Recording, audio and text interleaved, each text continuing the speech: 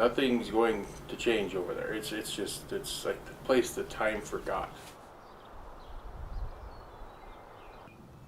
There's nothing going to change. It's just got worse, I think. There's more collectibles over there. I mean, I love the guy, he's my dad and all, but I'm not going to change him, so I just let him do his thing.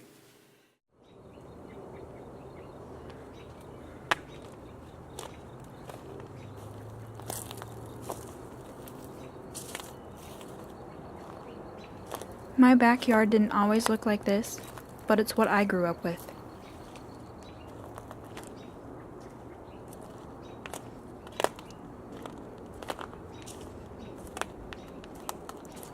So see, you've been here at the house. You've seen a lot of the stuff collected that wasn't here on the earlier memory side of yourself, back from even the mid-90s. We didn't have a lot of this stuff around here. Although I'm the youngest in my family, I've lived with my parents the longest. You've just been with us on a single aspect the longest. You have seen us, your mom and I, in a different perspective than your siblings have done. My dad grew up during the aftermath of the Great Depression, and his parents would utilize everything they had as much as they could. My dad was the painter at that time, and that's what I've known about all my life is with the paintings. So with these painting, when you're painting, you can generate a little bit of extracurricular stuff anyway. Some things that can be reused.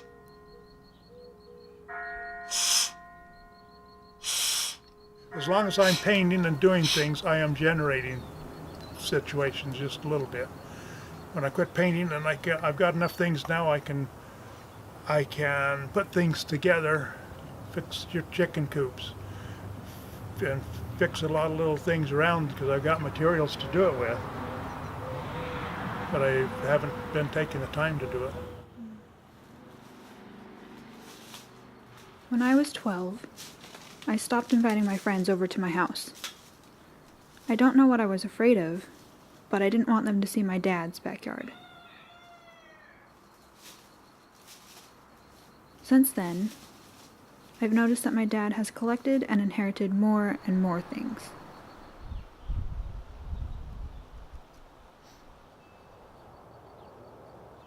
And I have as well.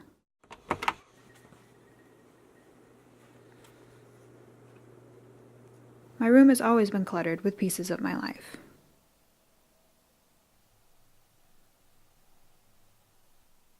But since I've been away from home studying abroad, I've realized I have the same tendency to hold on to articles, memories, impressions, and memorabilia just like my dad.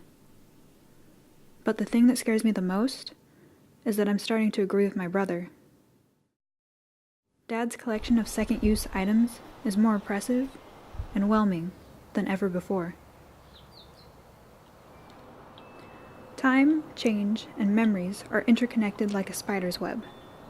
If you tug on one edge of the web, it affects the entire structure. If you remove time from a memory, you lose context. If you remove change from time, you are doomed to stagnation. By learning more about time, change, and memories from my family, especially my dad, I hope to learn how to better adapt to time, change, and memories. Time is continually moving forward. It can't be controlled or changed. Time is happening now and will continue to happen.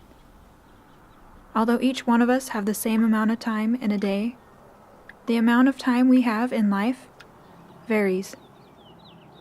If Dad had more time, well, according to Dad, if he had more time, he would be helping me take care of some of the stuff around here. I don't know. You'll have to ask your dad what he would do if he had more time. I'm sure he has some goals that he would like to see done. We're old people, but we're still working like we were not that old of people. We haven't retired. If I had more time, I would probably be able to finish some of the projects instead of just get them started and only get them part way done before I stop. Me and my dad both realize we can't change or stop time. It's happening, and it will continue to happen. So anything you could do that's useful, you can't do nothing. I mean, he has all these ideas. They're gonna redo the porch out back. They're gonna redo the little cellar thing out back. That nothing. Their time is done to do anything. It's over. It's done. It's like he says, he's still working. Which he is still working, and I say, well, then you could still clean out the shop. Then we come back to the battle. Well, I don't have the time.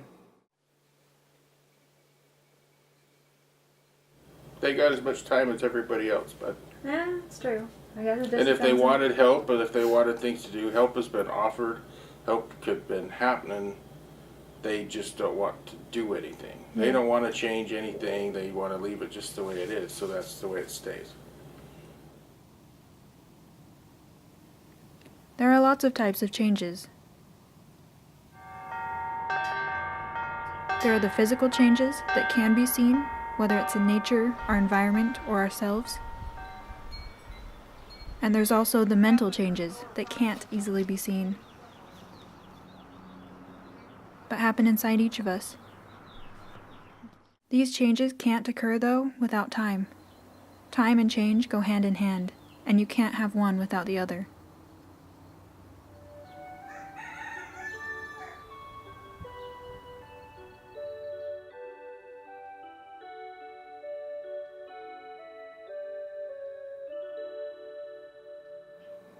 Change can be good and it can be bad, but it depending on the situation. Like the change that would help you, sometimes you think it's not helping you and it is really helping you.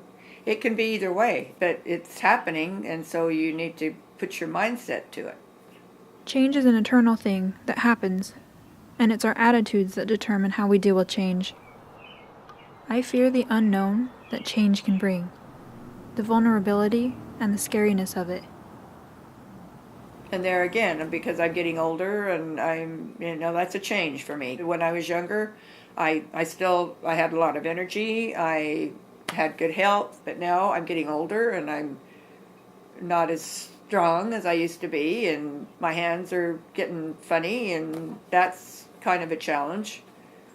I mean, that's a real bummer, in fact, but that's change. You can't do what you used to be able to do when you get older. So then I start getting this thing in my head thinking, I don't have a lot of time left here. I got to get this stuff done. Then it goes back to having the time to get the stuff done. So it's like this circle, you got your change, but the circle is always moving. It's always changing, but it's not changing towards getting it done all the time. With changes with growing older a little bit, you see changes in definitely the things that you're able to do. 15, 20 years ago, I was doing backpacking hikes up into the mountains. Now I don't even know if I could walk even a few blocks. No, I can walk farther than a few blocks, but anyway. Everyone is given a certain amount of days to live, and everyone is guaranteed one lifetime. What you do with that lifetime is up to you. So there's a lot of these changes, some of these things, one thing depends on another a little bit. Whether it's time involved or you lack one part that you need or one little bit you need to finish the project. My dad retains things based on a utilitarian ideology, where he favors and keeps objects based on how useful or practical they are now or will be someday. He's not worried about how attractive or logical these items are, just that they can be useful someday. I knew that your grandpa, he worked, in the paints and all that. I didn't have an idea that your dad was going to hold on to all the empty paint cans and all the stuff like that, because he can always see a use for anything. Which that's the way there's always a use, maybe you'll have to use it someday, or we might need this down the road, or, or something. So that's a whole different thing. He's his own individual and I'm mine. So, His thing with second use, he might have good intentions to keep it, to make it, he could use it again, but then he'll leave it out in the rain, he'll leave it out with the bugs. maybe it would be a good thing to hold on to but then when it gets to the point where it's been held on for years and years and years and you still haven't used it, then yeah, maybe that's a little bit of that could be a sign. With everything my dad has collected, he sees it as having a second use, that it can be recycled and reused again for something else later on. Those are very good knives These are not knives. that will cut your hand. What do you mean? What is it doing? It's cutting. It's a knife. Look at that. Perfect. So weird. In some cases, I can see the benefit of this, but for the most part, a lot of it is no longer usable.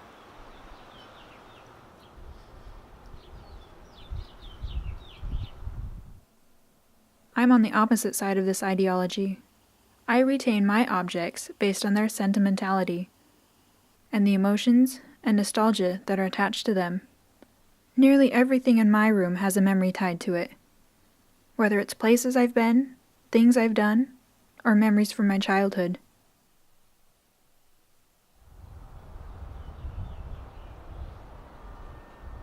Both me and my dad have a lot of stuff that we hold on to. We like being surrounded by our memories, and in a way I think it's because we imprint our memories onto objects, which makes it so much harder to get rid of anything.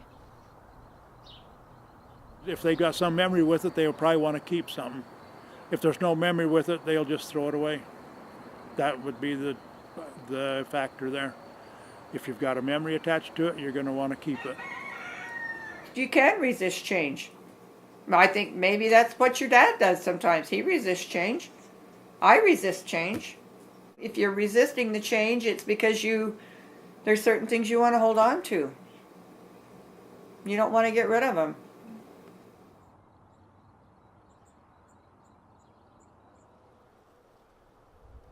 At this point, they have memories that when you see them and look at them, they help your memories over your past years a little bit anyway. That's what some of the things that you accumulate do, is help to create memories. But if he gets rid of it, he won't physically have the item anymore, and the memory might start fading.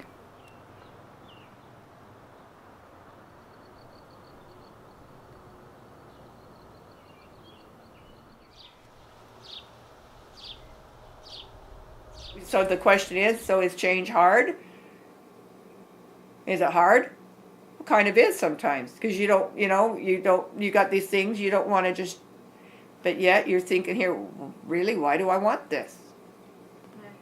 But it's just something to look at that brings you memories. It's like I tell you kids, it's all about the experience and the memories. Change shouldn't happen all at once. If and when it does occur, can be overwhelming. Like time, change should happen gradually. It gives us time to think, to ponder, to cope, to experience and to experiment at our own pace. And Stacy could refer back to this one. One day I said, we need to clean some things out of the shop. Could we use your truck? He was right there with the truck, and he was all ready to just start throwing stuff in the truck. I mean, we were doing a lot more painting then. We had a lot of stuff in there, and he was just ready to just throw everything in the truck and take it out. But we slowed him down a little bit on that, and I think that could have been he could see it happening again a little bit, so he hesitates throwing something away. That's part of the reason I don't work in the paint business anymore, and I got tired of messing with that. He didn't like the way I did things, and I didn't like the way he did things. So I just didn't do them anymore. Found different places to go. Well, and you've got these people that come. They are into change, but they're into change like whoo. And he's kind of into change, but he's into a change like. Me and my dad aren't good with handling big changes that happen at one time.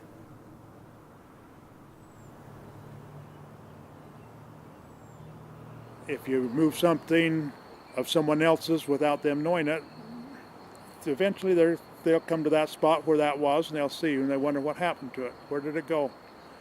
And if you find out, well, it just got moved over to another place, and you still got it, that's one thing. If you find out that they've thrown it away, you could have a conversation, a verbal conversation with them, or you could let it go and not let it interfere with the relationship you might have. You know, what's more important, the change of reaching a goal that it looks, or the change of having somebody come and do that and then have a complete change of his whole psyche. That's more of an invasion than a help sometimes, I think, to him. If he's there and he says yes, you know, help me load or help me do this, or that's one thing, but for them to come in just to pick and throw it, no, that would not probably work. When I was barely a teenager, my family decided to throw a bunch of garbage and debris of my dad's away while he was gone. I had things here by the house. I came home one day and all of it was, a good share of it was thrown in the dumpster. My dad is usually a calm person who doesn't get upset easily, but he was furious in this situation. I started removing a few things from the dumpster, and it ended up having a peace officer come over to settle the dispute a little bit. Since this incident, no one wants to start cleaning up anything. As a way to keep the peace, my mom won't start to do anything, and my dad won't either. Everyone has reached a stalemate. To an extent, I understand how my dad feels. Family have threatened to clean out my room while I've been away, and it stresses me out. I haven't been in that shop for probably 15 years or more. I haven't even seen the door open. My dad's shop is a black hole. Ever since my family acquired it, it's been Dad's, and he carries the only key. I'm going to have to go through the window when I need to. Since you're not going to give me the key, can I have a key? Well, I told Ashley if it's around here and you can't find me sometime, probably in there and maybe got buried in an avalanche. You could have been. You're probably contaminated.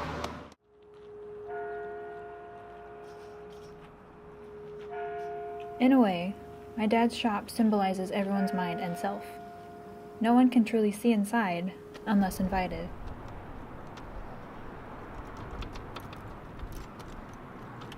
Well, it wasn't even locked.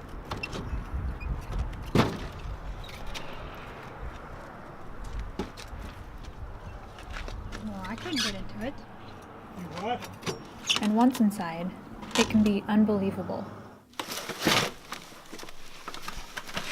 I had everything in here out of the weather. That was a whole bunch of National Geographics. Got rained on. You could be buried in an avalanche if you're not careful.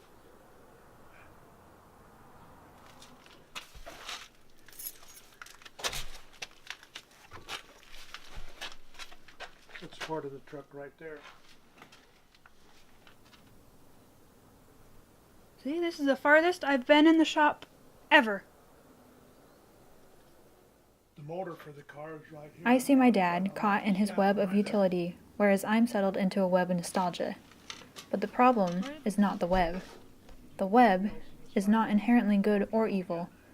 The problem is how much time we spend trapped. How much does it influence our everyday lives?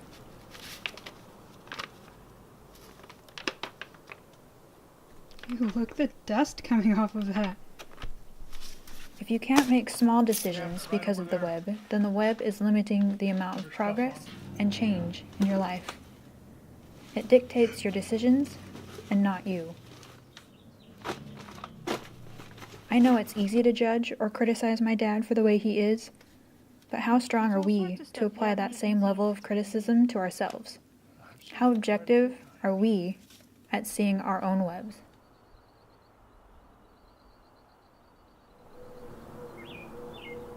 Each of us are on a journey through life. We experience time, change, and memories differently. I've learned a lot so far about myself and my dad, but the journey is not over. I used to think that time, change, and memories were random aspects of the human existence. Now I know that they are interconnected and inseparable. I now know that time is neither positive or negative.